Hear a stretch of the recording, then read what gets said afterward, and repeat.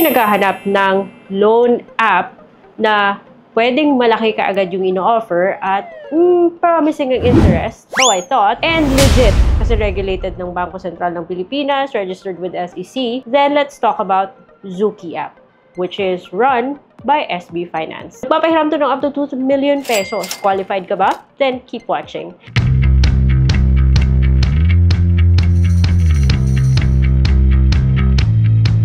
Hello everyone! Welcome back to my channel. It's Ate Red here, and today, usapang legit tayo guys. Dahil yung pag-uusapan nating app is registered with the SEC, monitored by Bangko Sentral ng Pilipinas, run by SB Finance, which is a partnership between Security Bank and a company that's based in Thailand. In plain and simple terms guys, legit yung loan app na to. Full disclosure, bago tayo mag-proceed, that this video is not sponsored. It is based on my personal experience. In fact, last year, or more than a year ago, gumawa na ako ng video about this loan app. Siyempre, nakipagsapal na rin din ako mag-apply guys. Why not? Because back then, nag-o-offer siya ng personal loans with an interest of 1.89% per month. Kahit na 30,000 pesos yung in-applyan ko, hindi ako na-approve, and I thought it was because of my credit history, which took me a while bago ko matanggap na hindi pa ako eligible sa loan app na to, even if I, for a long time, have been an SB or Security Bank client. Fast forward to 2024, yung app na to na si Zuki Finance, hindi si Suki Loan ha, Zuki Finance is still alive and kicking and still offers personal loans. Nag-try ako guys, and it's no longer 1.89%. Ngayon, nasa 5% na. Therefore, so bago tayo guys mapunta sa paano mag-apply, kung qualified ka ba, ano ba yung mga hihinging requirements, ano ba yung magiging monthly mo, ito na lang pakita ko sa inyo. Not all the time na yun yung ma-approve sa'yo, because banks or financial companies that are legit have different measures to determine kung magkano ba talaga yung approve sa'yo. Yung ngayon na-offer niya is a minimum of 30,000 pesos or a maximum loanable amount of 2 million pesos. Like I said, it's already 5% per month yung interest niya. Kaya bago kayo mag-loan sa ganito, pag-isipan nyo muna. So, kung kayo iuutang ng 30,000 pesos at babayaran mo siya within 12 months at 5% per month, guys, yung monthly repayment mo is 4,000 pesos. Of course, it's just an estimate. Sasabihin mo, mukhang magaan, 4,000 carry naman. But wait until natapos mo yung 12 months and you will realize yung total mo palang binayad is 47,999 centavo na lang, 50,000 pesos na. And that's way too high. Kung dun ka sa 2 million, say i-approve ka nga niya, nako, patay kang bata ka. Kahit na maging 133,000 lang yung monthly mo dito, pero yung babayaran mo after yung total mong binayaran after 5 years or 60 months, it's 8 million. 4 times your principal? Are you sure magda-dive ka sa ganito? Siguro kung lower amounts, okay, fine, 30,000, wala akong mautangan, kailangan bang business, nasa inyo yan. Sagot ka talaga kung malaki yung ilo-loan mo. Diyos ko, maybe sa app ko lang to because given my credit history and my financial decisions in the past, maybe hindi ako karapat-dapat sa 1.89. Yung sinasuggest na bank with me is 5%. And hopefully, na pagsilip nyo sa app nyo, mag-offer pa rin siya ng less than 5% because masyadong mataas yung 5% guys. Although, it's convenient kasi baka malaki yung chance na ma-approve mo, but seriously, pag-isipan nyo po to. Anyway, so kung gusto nyo pa rin magpatuloy, even despite the 5% interest per month, paano mag-apply? So, yung Zuki app ay nada-download po sa Google Play Store and sa App Store. Put your phone number and your PIN kung dati ka na nakaregister. Na-notice ko rin na nawala na si hulugan.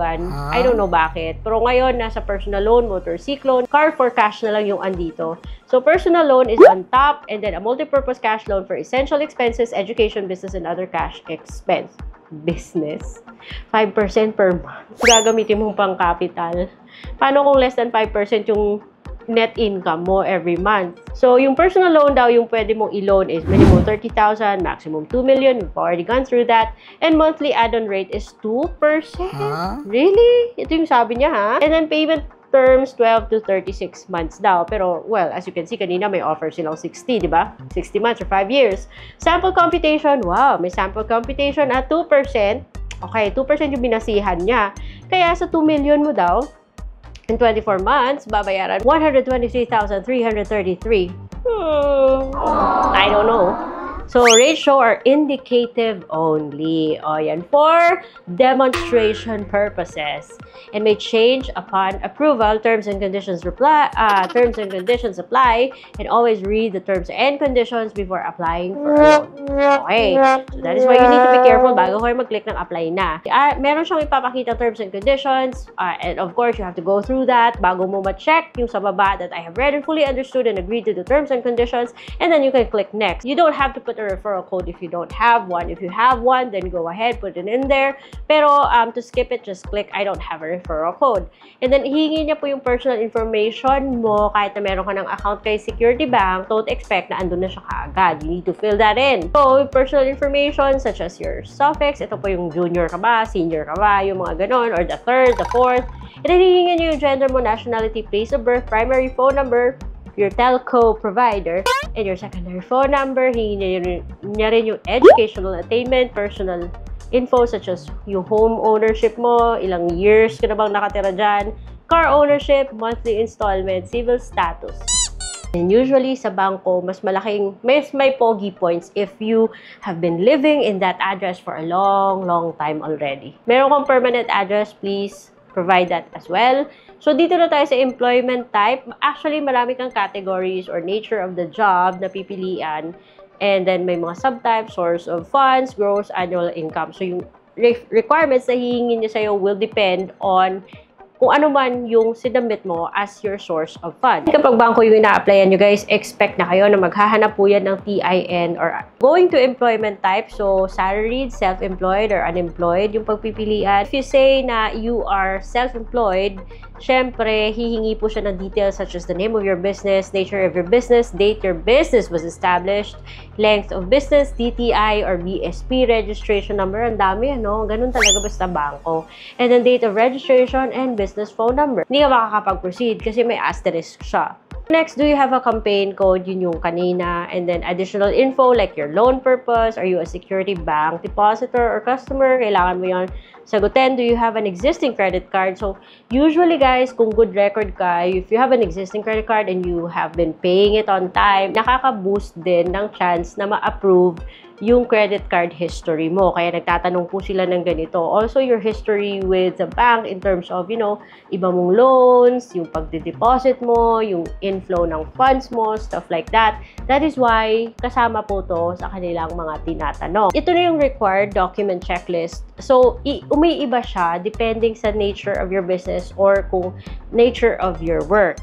So, for example, kung sasabihin mo namang self-employed ka and then your business is ganito, maaari siyang humingi ng financial statements na audited. Hingi rin siya ng bank statement and SEC registration or DTI certificate, mga mayor's permit.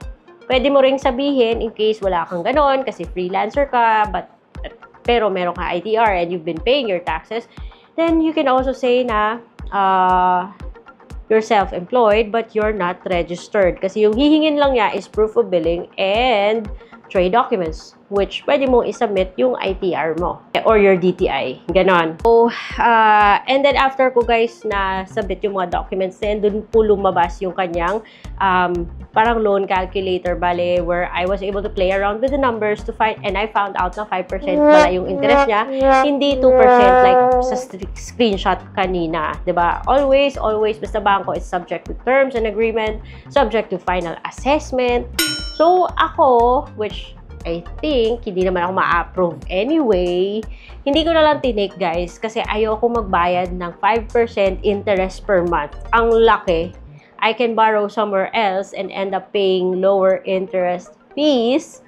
Kaya, nasa inyo po kung iti-take nyo to o hindi. Please take note na SB Finance is a submitting entity po sa CIC. So, in case naging delinquent ka or nagkaroon ka ng issues with your loan payments, then it might it could, it will most definitely clear sa credit history mo, and that can affect your future financial decisions. So there are so many things na dapat i-consider bago tayo lumapit at umutang sa mga bangko or sa mga legit na mga loan companies. Which is why it's important na yung ating credit history is always nating inaalagaan. At hindi tayo basta-basta umutang unless kailangan, guys, because utang is a responsibility. Of course, mas mabuti kung legit. Kasi kung meron silang issues, pwede natin silang isumbong sa BSP or sa SEC. Kaysa naman dun sa mga hindi legit na hindi natin alam kung paano sila isumbong. So I hope meron kayo natutunan sa vlog na to. Let me know what you think. Subscribe if you haven't already because we talk about loans here and other things that come along. And I'll see you on my next vlog. Bye!